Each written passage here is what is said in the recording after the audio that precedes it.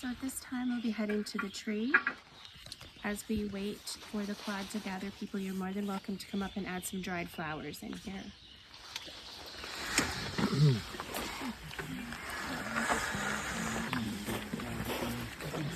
Kitties.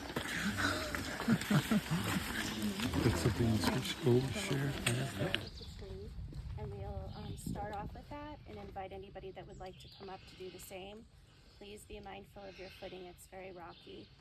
And then we'll be handing out seeds, wildflower seeds that we will sow at the tree. And then we'll give you a moment of, or 2 or 3 or 4, however long you take, and then we'll head back for the memorial.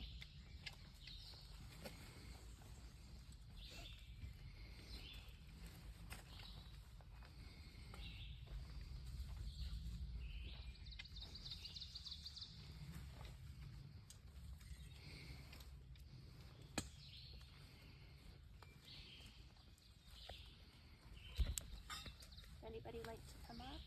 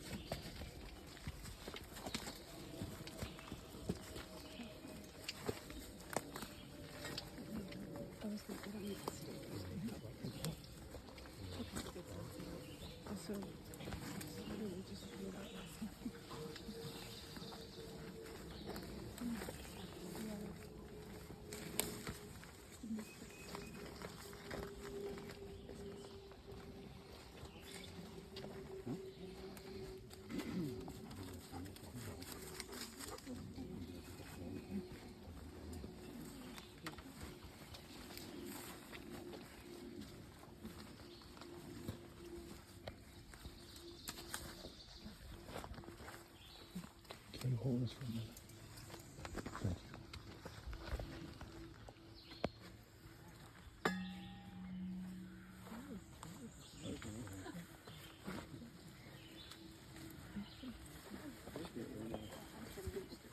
Yep.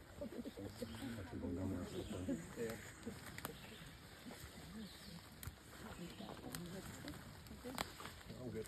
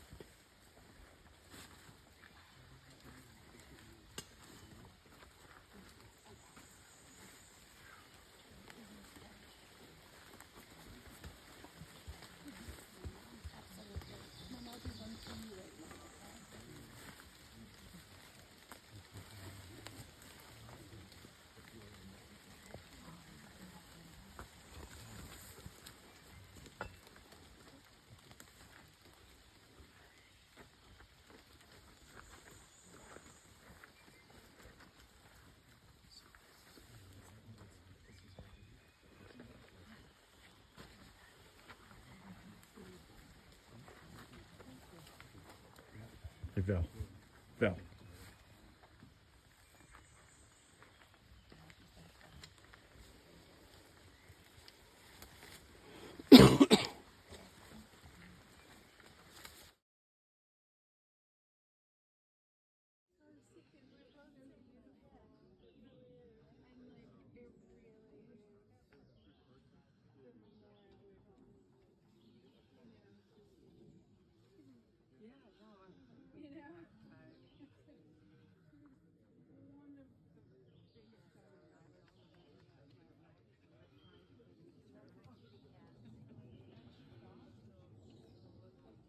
Hey Faith, Tootie, Gracie, Mr. Boy, and Lucy Lou.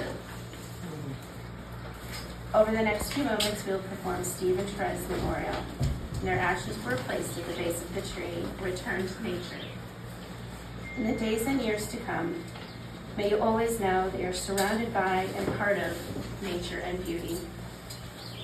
When you think of Steve and Thérèse, we hope that you'll also think of their red maple, soaring into the New England sky, and creating the air we breathe that nurtures our lives.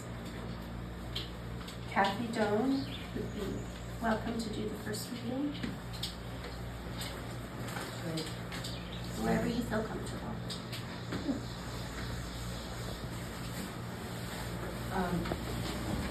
I'm going to read what I wrote instead, and the poem that is at the end was written by Thérèse, so it's very appropriate, as is everything that has happened so far this morning. Thérèse and I go back to 1966 when we met at Union Catholic Girls High School. The nuns liked us to be in alphabetical order, so Johnson often sat in class in front of Keenen. We formed a bond based mostly on our mutual love of music, poetry, nature, and all things humorous. What a time it was becoming of age. To feel the stirrings of creativity and new love with an extraordinary soundtrack. We embraced folk music with all of its angst and social awareness. Thérèse's skill on the guitar expanded, as did her voice, and her ability to both imitate and reinterpret songs. She sang Albatross by Judy Collins, Leaving on a Jet Plane by Peter, Paul and Mary, and it went on from there to Pete Seeger, Dylan, Joni Mitchell. She could perform the entire 18 minutes and 34 seconds of Arlo Guthrie's Thanksgiving song, Alice's Restaurant Massacre, perfectly, even without the 8x10 glossy. Then came 1969 and Pot and Woodstock. The soundtrack got very interesting. Things were changing. The new message was often, get out of the way, because you can't lend a hand. She sang the hell out of Randy Newman's Guilty, and I thought she did better than he did. And then Bonnie Raitt, songs like Love Me Like a Man, which she totally nailed. We were in college between 1970 and 74. We listened to all of our music on LPs, vinyl. We just call them albums.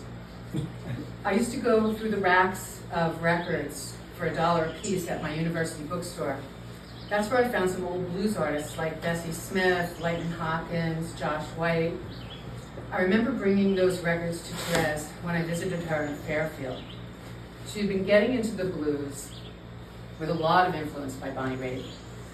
Her favorite venue was Paula's Fondue restaurant in Westport, called Pearls, where she made quite an impression by singing old 1930s Bessie Smith songs like Sugar in My Bowl.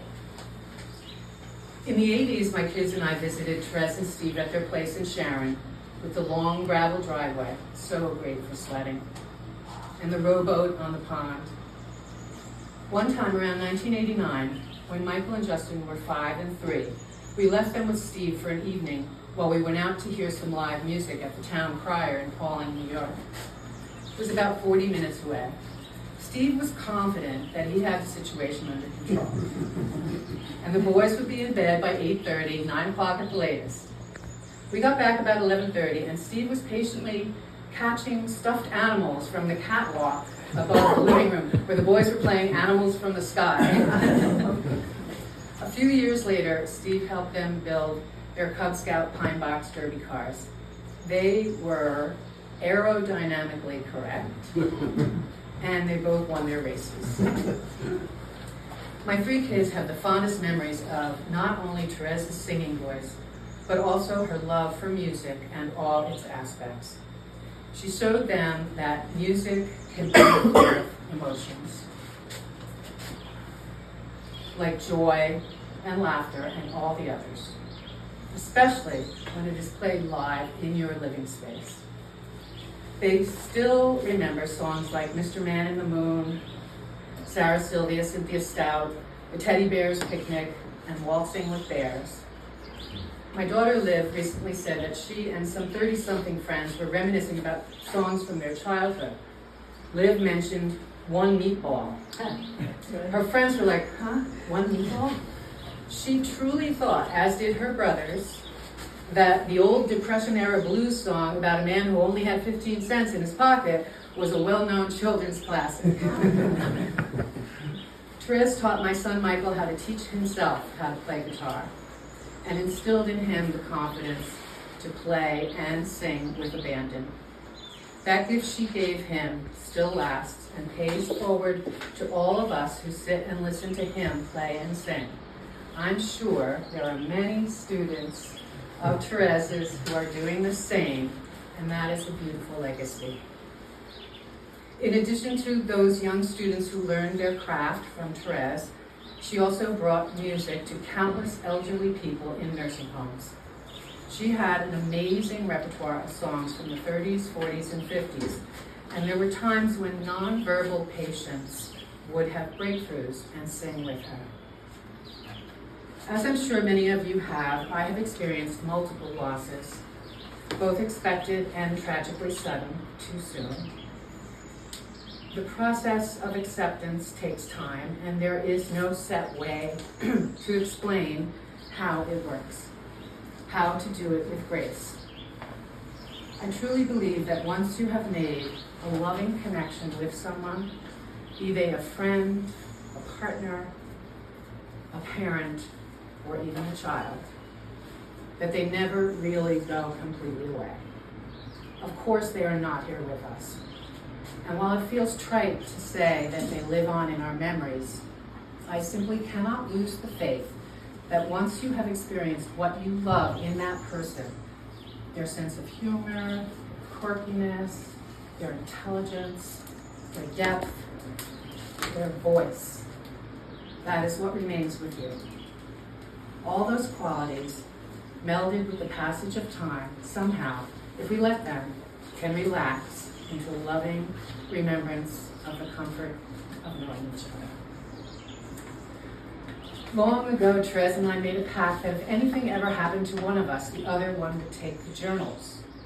Steve gave me the ones he could part with. They were mostly early journals filled with poetry. I took some out of the old knapsack when I was thinking about what I might say today. There was a red leather one from 2002 with a few keepsakes in it. The first page says, my 50th year, 2002.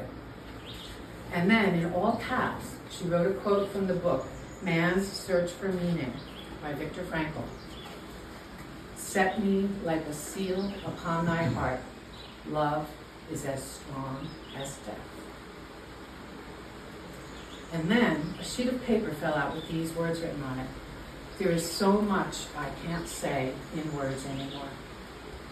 How hard it must have been for her, the poet, the singer, the wordsmith, to begin to lose her words.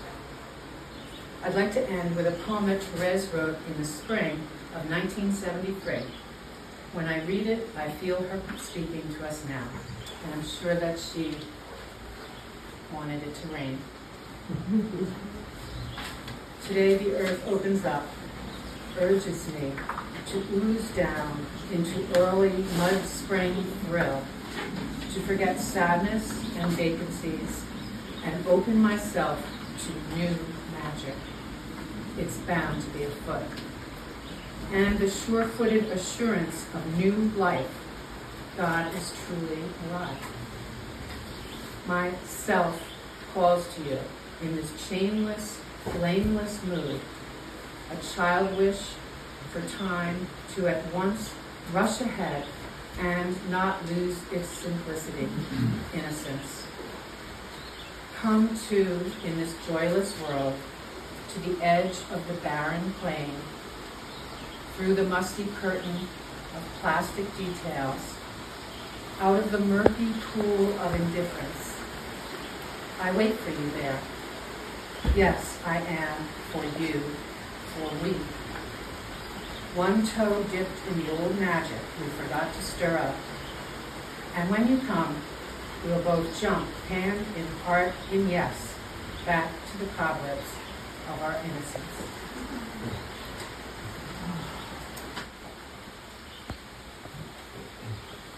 So at 13, my mom went to Safeway and took a tab off for someone who was teaching guitar lessons.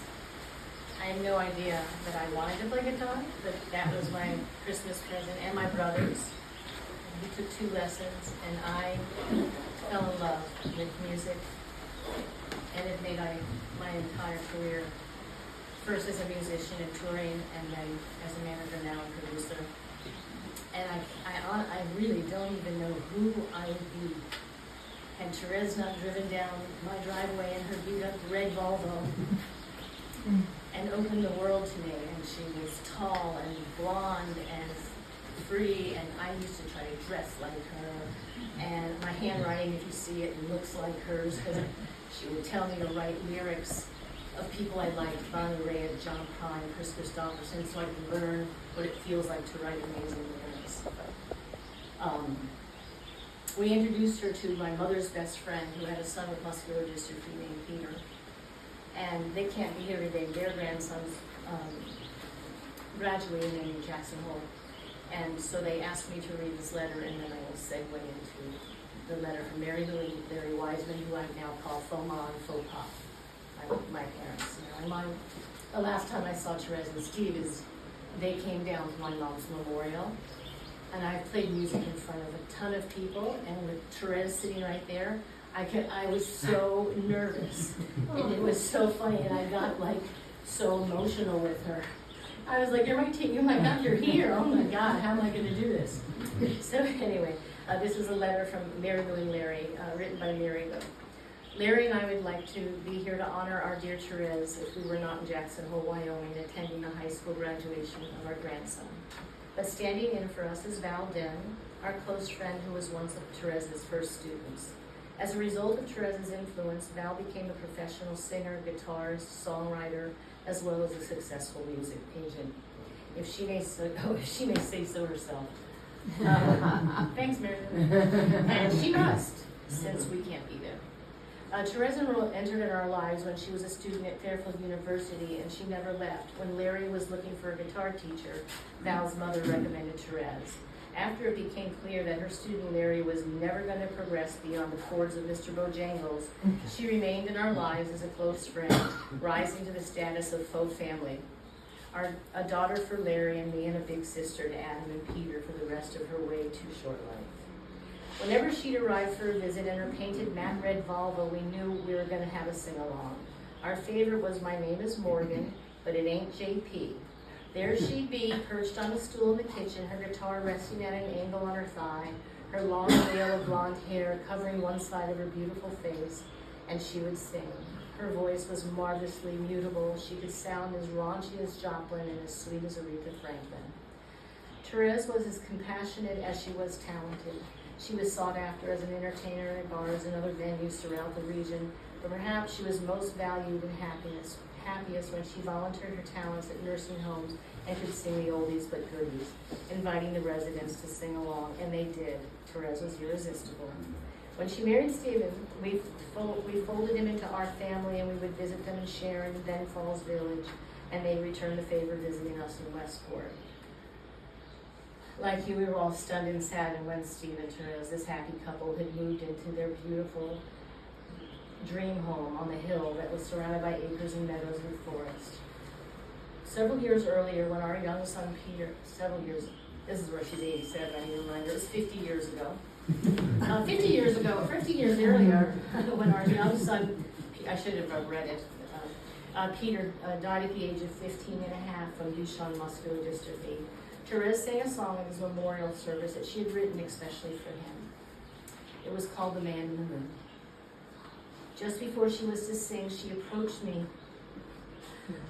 with tears in her eyes, and she said, I can't do it. And she said, I'm gonna cry. I said, please sing it, I begged her. It's fine if you cry. Today, as we celebrate the life and endure the loss of our dear Thérèse, it's fine if you cry. So, with that, and if you notice the picking patterns, it's because my picking patterns were taught to me by Thérèse. So I've got them all.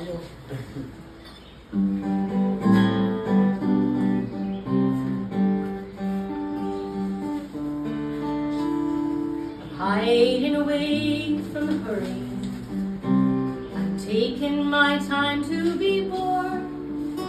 I'm doing my best not to worry. I'm letting my feelings get warm. These cliches can last you a lifetime. They're written in every tune. So let me address the way I know best. I'll sing you my song to the moon. If you know it, please sing it. Mr. Man in the Moon, can you tell me how you got such a look of surprise? I've waited all night for your comforting light to find out why you are so wise. I was hoping that maybe you'd show me how to glow in the darkness like you. Look in your face and your smile leaves a trace, like a picture that somebody drew.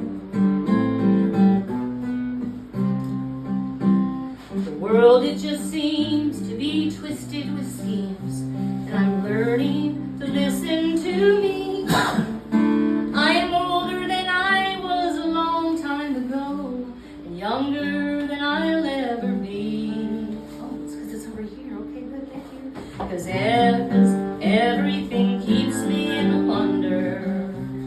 Someday I know I'll be free.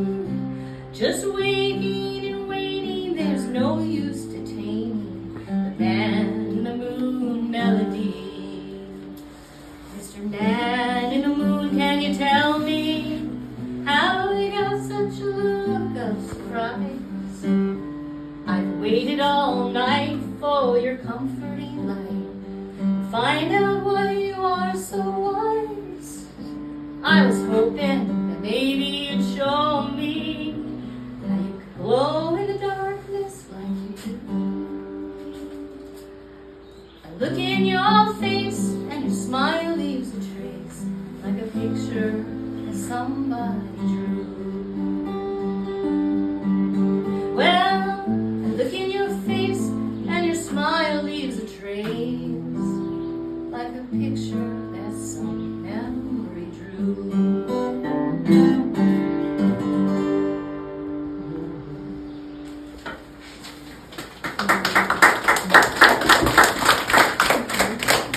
Massive influence on me early on in my life. There's a lot of old pictures that my grandmother has of me at family holidays, just, sort of like staring up at her playing the guitar, just idolizing her, and even at such a young age, I adored her creativity and her passion for music, and she kind of helped me set off on a path for a lifelong love of that. And the song that I'm gonna play.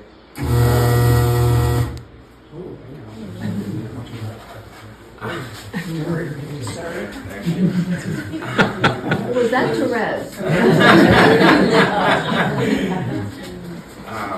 The song that I'm gonna play, Thérèse actually, she played a song at my parents' wedding, and she, it's something that people still talk about to this day. She created such a beautiful moment through her music, and this song has been a favorite of mine for as long as I can remember, and it feels such a deep tie to her and to them, and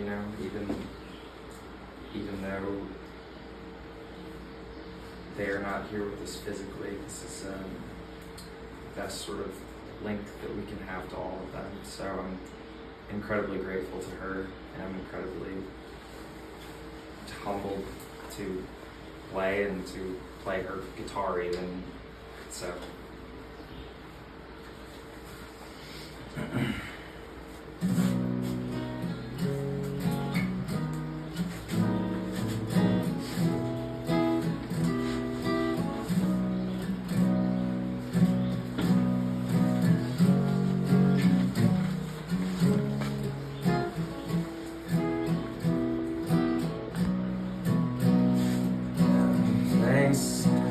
I remember all my life. Some have changed forever, not for better. Some have gone, some remain. All these places have moments, lovers and friends. And recall, some are dead and some living. I have them all.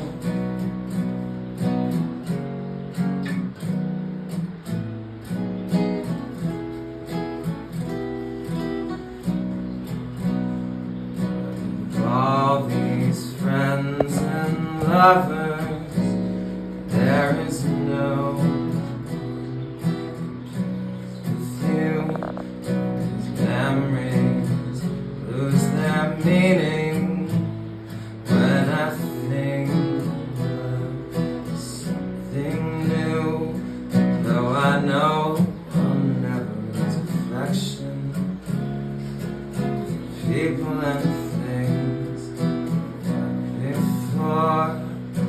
No, I often stop and think about them. I have you more.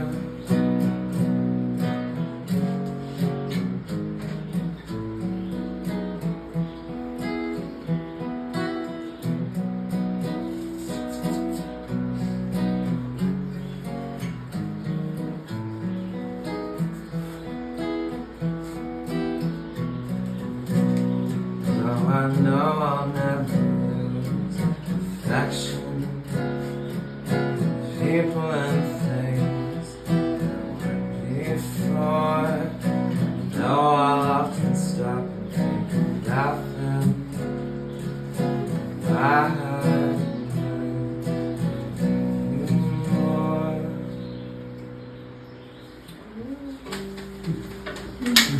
The poetry and songs is an impact.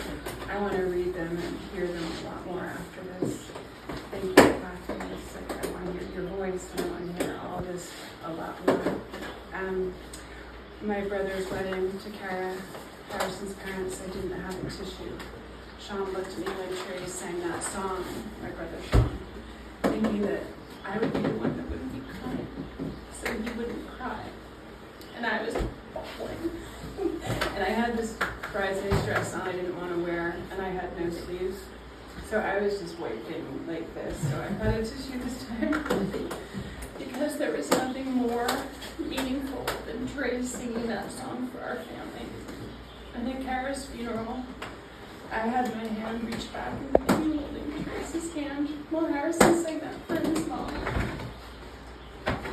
And to have Harrison sing that as somebody that seems to have gotten some real mighty fine, beautiful gifts from Thérèse, I'm really just like crying ugly, beautiful tears of gratitude for Thérèse and Steve and hearing all of your stories. And I've got a tissue, so give me a moment. So we've got Winnie the Pooh, which also that whimsical part of Thérèse that and Steve we all know. If there ever is a tomorrow when we're not together, there is something you must always remember. You are braver than you believe, stronger than you seem, and smarter than you think. But the most important thing is, even if we're apart, I'll always be with you. And I've already started. I mean, I now have like a host of ancestors up there, and Thérèse and Steve have been up there, and I've been actively keeping them in the loop as well. It's why not? But this was really special, and thank you, Jean, so much, and your husband for doing this, because it was more meaningful than I could ever imagined.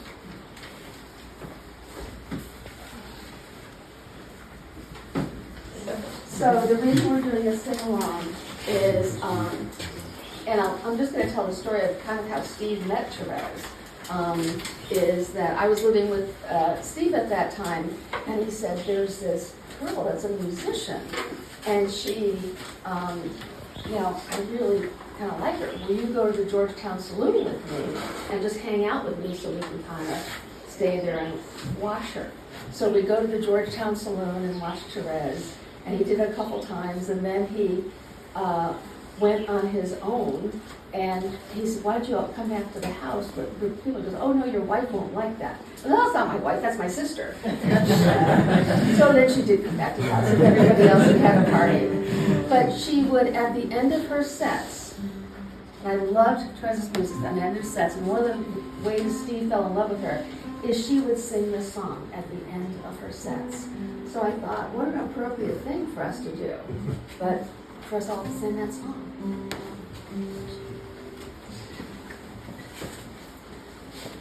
Yeah, Thérèse used to let me when I was 13, not when I was 13, that's when I started learning. Probably by the time I was 14, because I got pretty dedicated. She would let me take her breaks at Pearls and sing my 3 or 4 songs, or in that Grassroots at Georgetown stuff.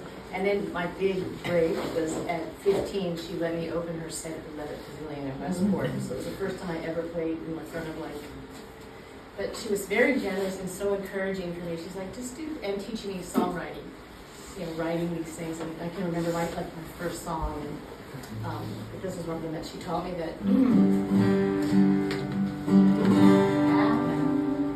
Happy trails to you till we meet again.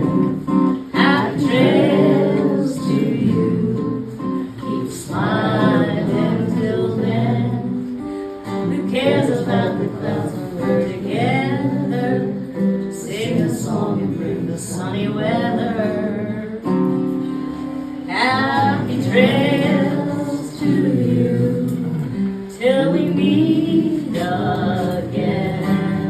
Happy trails to you till we meet again. Happy trails to you. Keep smiling till then. Who cares about the clouds when we're together? Just sing a song and bring the sunny weather. Happy trails to you till we meet again. So she's on this part too.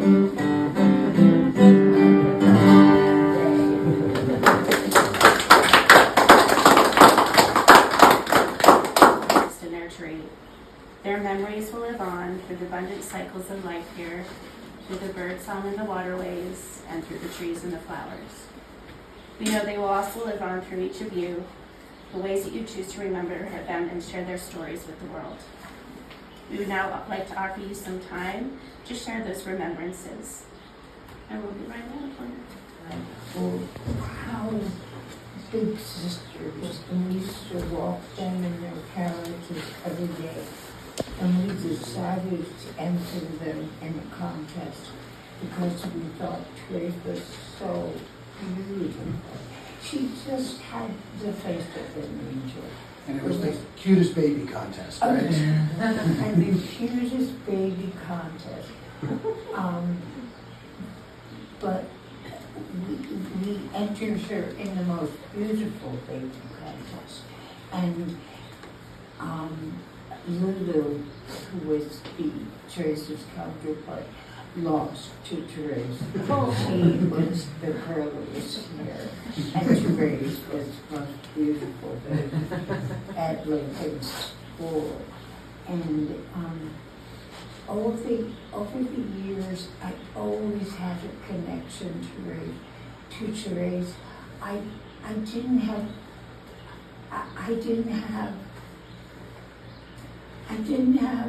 the connection to the exact songs, and I'm so grateful to this gathering for filling those gaps in, because I was busy with babies and the war and Retirement now. I was down the meat column, Mom. The marriage just seemed like war. It was more or I love roses. marriage and divorce. You were a Keenen. But always, I could call her up and she wouldn't sing me exact song. I had no idea that to write something as beautiful as she wrote for you, Kathy. And I agree with Courtney. I love because it's more. But she was so sweet.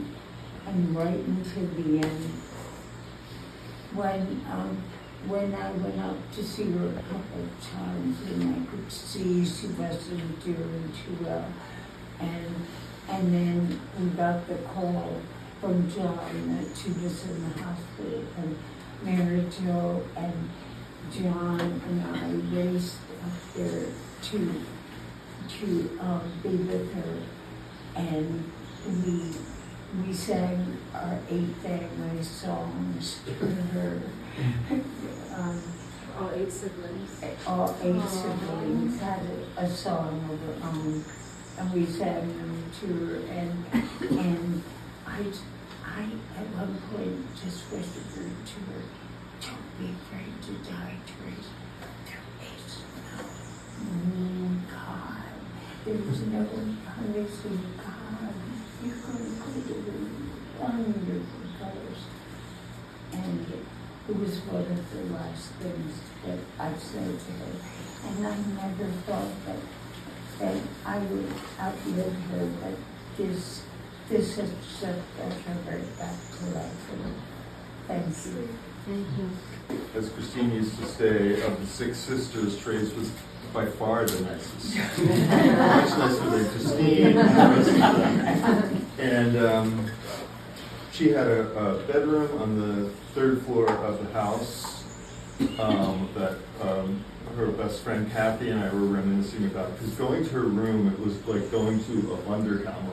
Like you would go in there and there'd be music and poetry and candles and marijuana, and, all these things. And what I loved about her, aside from her big heart and her sense of compassion, was she had this sense of wonder, this incredible sense of wonder. And I didn't realize it's in one of her songs even, about the world. And she loved thunderstorms, and she loved nature, and she loved the city. We would go into the city together, and she was remarkable that way. And she was so happy when she met Steve. And Steve also, in his own way, had an amazing sense of wonder. And I think that's what made them such a great couple together, with this just love of so many things and their ability to share those things with others. Really, one of my favorite things that came out of it was right nearby here.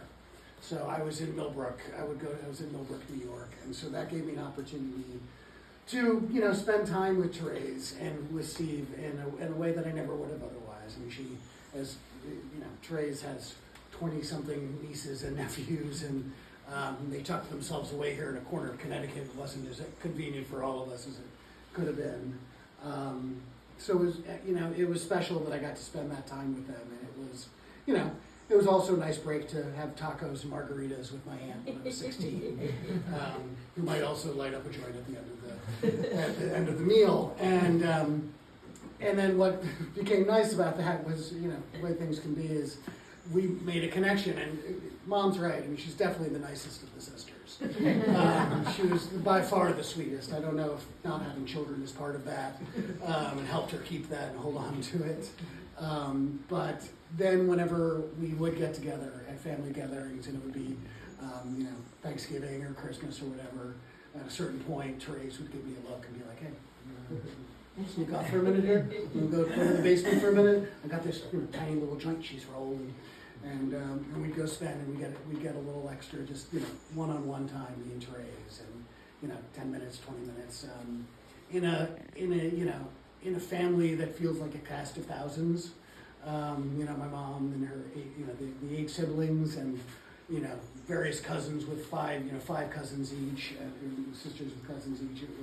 It's easy to get lost in that crowd in the middle, and Thérèse, made special time for me, and we got to spend some special time together, and I was, really grateful for that, and always tried, was always happy to connect with Steve, because Steve was so interesting and different than other people in the family, and first of all, he knew about cars, and nobody knew about anything like that in the family.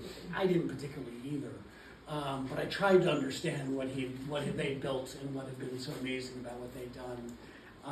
And then I was blessed a little bit when my child, who, as I said, I'm not a car person, not what I ultimately get into, is totally a car person, absolutely a car person. And when that became apparent, I started, I would catch up with Thérèse otherwise, but I started making sure I was connecting my child with Steve so that they could talk about stuff. And she got to appreciate the work that he had done, and really and got to understand it, which I think was one of the first people in the family who really truly understood what they had done with the engine and all that. And so I'm glad that they were able to make that connection sort of across the generations and across the distance, with us being down in Georgia. And I'm gonna, I miss them terribly, and I always will. They tucked themselves way up here in the corner and didn't see a lot of people, because they were the unit. They were the unit together, and they were very happy together. And when Thérèse passed away, Steve was lost. And so I came to see Steve a lot. And he was biding his time. Yeah. And he would sit there and he would think about Thérèse, but he would read these analytical books. And who in their 70s reads these analytical books? But he was still learning and missing Thérèse. So on the little plaques, there's going to be little brass plaques underneath the tree. So one is with all the kiddies' names. The other is with Steve and Thérèse's names. We've got the Keenen name in there too. And I thought, what can I write on the bottom that makes sense? They have all these different quotes. And I just put together forever. So I will share, and I talked with Val, that there is a book that Mitch Albom wrote that is Tuesdays with Maury. And Mitch was a writer, and this rabbi wanted him, when he passed, to write his obituary. And Mitch said, well, I can't write your obituary if I don't know about you. So he would spend Tuesdays with Maury, and he would talk to this rabbi. And the rabbi shared with him that in the Jewish faith, if you use that person's name, they're never gone. So let's use their names.